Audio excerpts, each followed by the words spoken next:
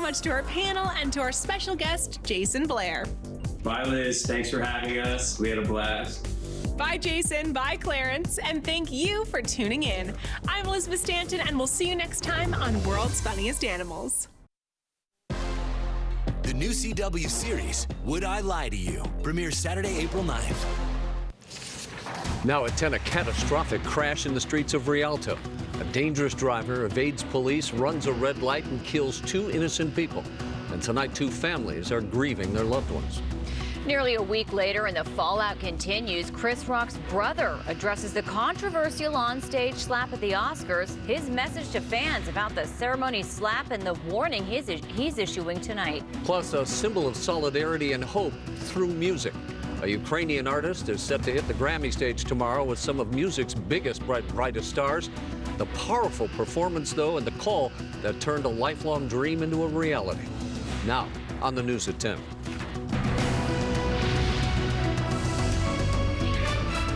Hello, everybody. Welcome to the News at 10. I'm Rick Chambers. And I'm Lauren Lister. Courtney Friel has the night off. We begin tonight in Rialto, where 2 people have been killed after a pursuit suspect crashed into a vehicle and then into a home. The driver is expected to be charged with murder. The crash happened overnight along West Randall Avenue there in Rialto. Sarah Welch has the latest now on the crash and those innocent victims.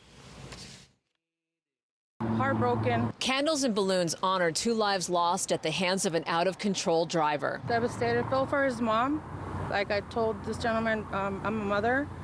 I just felt her pain. Aaron McDonald and his fiancée Irene were killed when a suspect slammed into their car before crashing into this house in Rialto. That started in Colton. The police pursuit began in Colton just after midnight. The driver, Alejandro Canchola of San Bernardino, and his passenger, Jose Castracata, failed to stop, ran a red light, colliding with McDonald and his fiancée. Police say the suspect continued on, losing control, the chase ending when the suspect smashed into the front of this house in the 1200 block of West Randall in Rialto. Nobody got hurt.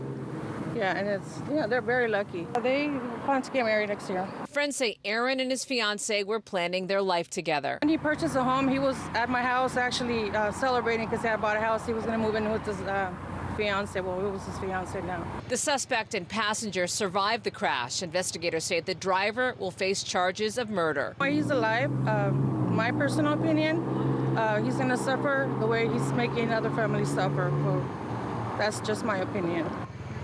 And our thanks to Sarah for that. Let's talk about Russia's punishing war in Ukraine, where there have been some significant developments that could actually change the course of the fighting. Russian forces have retreated from areas around the capital, Kyiv, but leaving behind a devastating trail of destruction, dead soldiers, also innocent civilians. The Kremlin described the retreat as a tactic to regroup and reposition its forces for a major push in the east of the country. Meantime, Ukrainian forces are now back in control of Kyiv and its surrounding towns and villages, but they have to deal with landmines planted by Russians in an apparent attempt to slow advancing Ukrainian soldiers. Residents in the town of Bucha outside Kyiv say Russian soldiers opened fire on people without provocation. Those people were just walking and they shot them without any reason. Bang.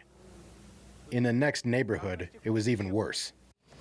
CNN is reporting a member of the Ukrainian negotiating team says there is a possibility of quote-unquote direct consultations between Ukrainian President Volodymyr Zelensky and Russian President Vladimir Putin.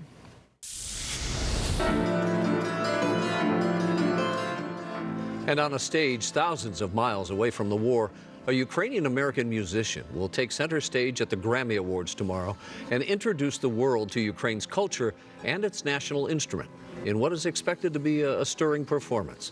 That instrument is a 61-string Ukrainian harp called a bandura, and the player is Susanna Igladan, a performer known for her beautiful music. Yeah, her music tomorrow will be a clarion call for solidarity with Ukraine and its brave citizens. KTLA's Corrine Winter spoke with Igladan today and has her amazing story. Hi there, Rick and Lauren, and she is definitely getting ready for her big night. Susanna Igladan told me that this is really a chance of a lifetime performing at the Grammys, but she's using her music to send a bigger message about the beauty of her country, Ukraine, in the midst of this crisis.